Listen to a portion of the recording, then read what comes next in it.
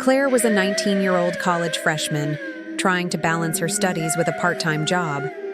Like many students, she often took babysitting gigs to earn some quick cash.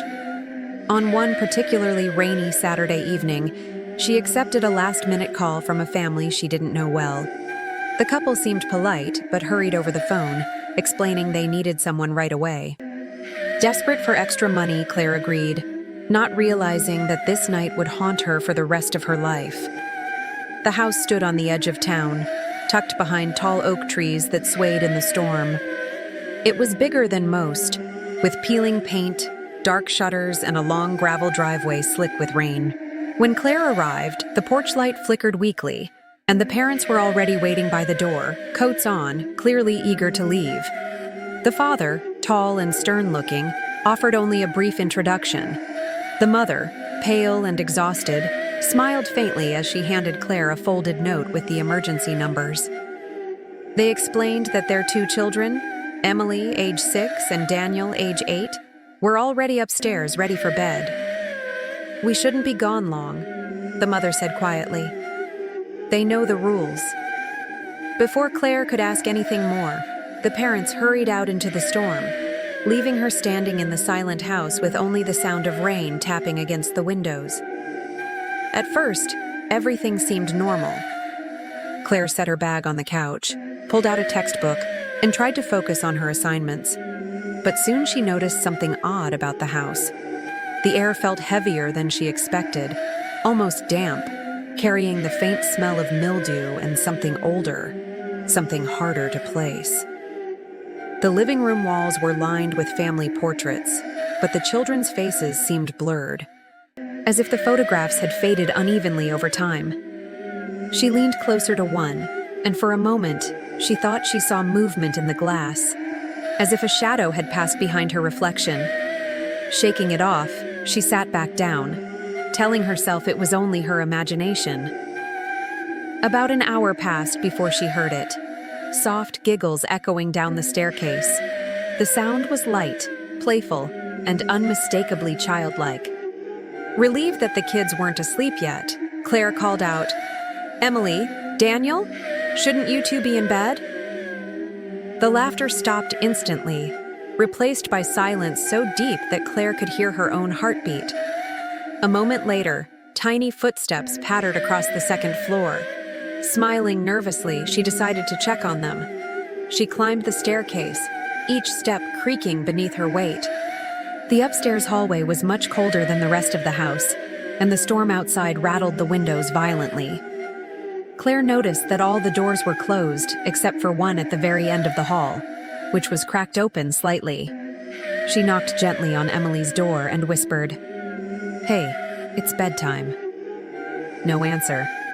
She turned the knob and peeked inside. The room was immaculate, bed perfectly made, toys neatly arranged on the shelves, not a single sign of life. It looked more like a museum display than a child's bedroom. Puzzled, Claire checked Daniel's room next. The same. Sheets perfectly smooth, the air stale, as though no one had slept there in years. A chill crawled up her spine. She turned back toward the hallway, and that's when she saw them. Two small figures stood at the far end, half hidden in the shadows. A boy and a girl. Their faces were pale, their clothes strangely old-fashioned, like something from the 1980s. Their eyes were wide and dark, unblinking. Claire froze, her throat tightening. "Emily? Daniel?" she whispered, though her voice shook. The children didn't answer. They only stared at her, silent and motionless. Then, in a whisper so soft it barely carried over the storm outside, Emily spoke. "We can't go to bed. We never wake up." The words sent a shock of fear through Claire's body. Before she could react, the figures faded, dissolving into the shadows until the hallway was empty once again. Terrified, Claire stumbled backward, nearly tripping on the stair. Her breathing quickened, her pulse racing in her ears. She rushed downstairs, hands trembling, and grabbed her phone.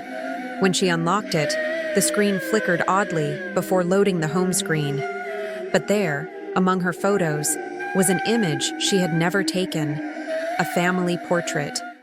The parents, smiling stiffly, stood with two children in front of the very house she was in. The children were Emily and Daniel, without a doubt, but younger and clearer than the blurred photos on the walls. At the bottom of the picture was a date, October 12th, 1998, almost 25 years ago. Claire's stomach dropped. She scrolled through the gallery frantically, but the photo was gone, as if it had never existed. She stared at the blank screen, her hands shaking, when suddenly the lights flickered and went out. Only the dim glow of the storm outside illuminated the room. From upstairs came the sound of giggling again, louder this time, playful but chilling. Claire backed toward the door, desperate to leave, when it slowly creaked open. Standing there were the parents, soaked from the rain, their expressions unreadable. "Thank you for watching them," the mother said softly. Her voice carried both sorrow and resignation.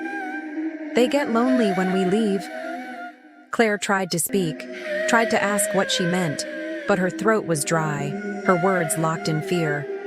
The father gently closed the door, shutting out the storm. For a long moment, silence hung heavy in the air. And then, faintly, from upstairs, came the unmistakable sound of children laughing.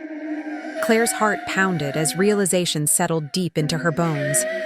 The children weren't alive. They hadn't been for decades. And yet, in that house, they still played, still laughed, still waited for a babysitter who would never truly be watching over them. From that night on, Claire never took another babysitting job again. But sometimes, when she closed her eyes at night, she swore she could still hear Emily's whisper echoing in her mind. "We never wake up."